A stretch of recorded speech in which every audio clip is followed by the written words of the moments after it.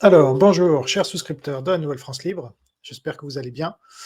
Alors aujourd'hui, on va reparler de la campagne américaine qui décidément devient folle, puisque après tout ce qui s'est passé déjà, les tentatives d'assassinat, le changement de Biden à Harris, etc., il y a donc cette affaire Puff Daddy ou Diddy, qui est le nom de cet artiste, si on peut dire, américain, noir américain, qui est chanteur, mais aussi producteur et qui organisait des soirées, on va dire, déjantées, pour pas dire délurées, voire pire.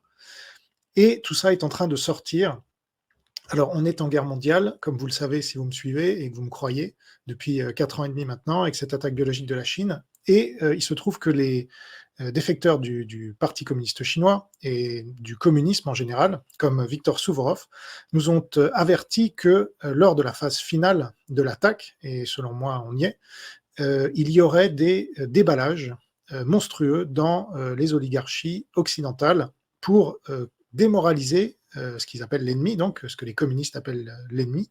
Donc ils ont corrompu tous ces gens par l'infiltration, la subversion, etc., la captation d'élite, et le moment venu, donc pour déstabiliser les sociétés occidentales, on va révéler tout un tas d'histoires. Donc ça avait commencé un peu avec Epstein, et là, ça a l'air d'être une super affaire Epstein, comme on va le voir aujourd'hui, puisque il y a beaucoup, beaucoup de gens d'Hollywood, du showbiz en général, de la politique, de la jet set au sens large, qui sont mouillés. Et donc, ça va avoir un impact considérable.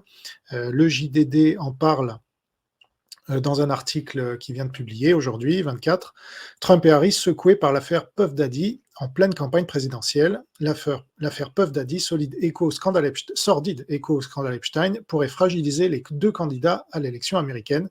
Chaque camp essaie de démonter une hypothétique participation de son rival à ces soirées sexuelles. Voilà, donc on va voir tout ça dans le détail. Alors, j'essaierai de passer sur les trucs un peu trop dépravés, parce que franchement, ouais, mais voilà, on ne pouvait pas s'attendre à autre chose de la part de ces gauchistes qui dirigent Hollywood, ces communistes, là, ces marxistes, complètement antéchristes, complètement voilà, dans le péché jusqu'au cou.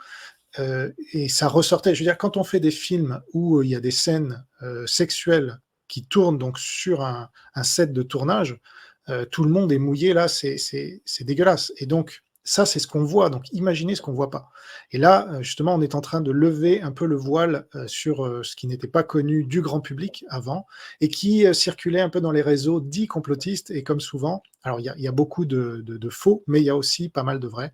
Et du coup, on est en train de trier le bon grain de livret et de découvrir vraiment jusqu'où allait tout ça.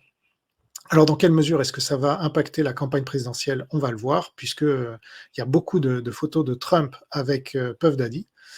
Et oui, il a fait partie de cette clique avant de devenir républicain. Donc voilà, il était moins avec Epstein, il avait moins de liens avec Epstein, il en avait un peu quand même. Mais là, avec Puff Daddy, ça a l'air d'être très très régulièrement qu'il le suit, qu'il était avec lui, on le voit en photo.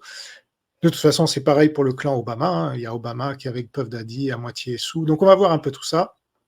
Et je ne sais pas dans quelle mesure ça va impacter la campagne, mais c'est sûr qu'on ne peut pas ne pas en parler euh, et, euh, et toutes ses conséquences. Et on va voir aussi les Russes qui jouent dessus, évidemment, pour montrer que l'Occident est dépravé, etc. Donc eux, ils sont dans leur stratégie, là, ils déroulent. Et alors, je n'ai pas trouvé pour l'instant de source chinoise qui en parle particulièrement, mais je pense que ça va venir. Donc voilà, alors c'est parti.